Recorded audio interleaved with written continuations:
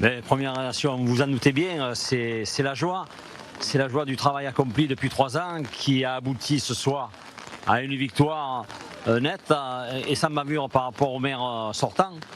Et puis on a réussi aussi à distancer le Rassemblement national. National qui était arrivé en première position avec le maire sortant en deuxième position, vraiment au coude à coude au premier tour. Vous avez fusionné votre liste avec le candidat qui était arrivé, lui, en quatrième position. Comment maintenant vous allez vous adresser à tous ces électeurs, à la fois ceux de Gérard Gazet et de Joël Mélin qui se sont déplacés pour voter? Comment vous allez rassembler, maintenant qu'il faut commencer à penser à l'avenir, comment vous allez rassembler les Aubagnais?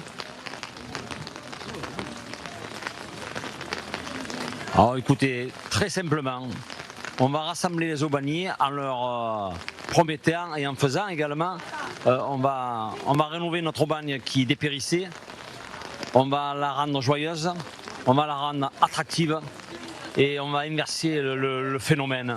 Voilà. Et je pense que les Aubagnais et les Aubagnaises sont d'accord avec nous.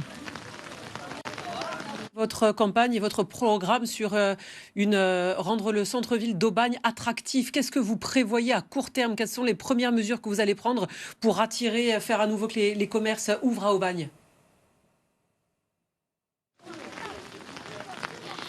Alors, nous allons il y a deux. On va faire de deux façons. La première des façons, très rapidement, on va festoyer dans Aubagne. On va faire venir des groupes, comme il y avait avant, faire venir la population pour qu'elle voit Aubagne. On va faire des braderies géantes, un peu comme à Lille, mais enfin, toute proportion gardée.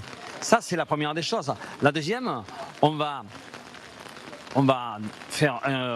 construire des parcs, parce qu'il n'y a plus de parcs sur Aubagne. Les Aubagnais quittent Aubagne pour aller se distraire dans les villes périphériques, que ce soit à Chemnos, que ce soit à La Penne, que ce soit même à Marseille ou à La Ciotat. C'est anormal qu'une ville de 50 000 pratiquement habitants, on ne puisse pas demander et faire les mamans quand elles sortent de l'école, elles ne savent pas où aller. Donc on va le rendre attractif et puis on va stopper la bétonisation. Ça, c'est une des mesures phares. On va protéger les zones agricoles. Aubagne, c'est une ville qui a toujours été le grenier de Marseille. On va faire une zone agriculture protégée afin qu'il n'y ait plus aucune construction dans les parcelles agricoles irriguées.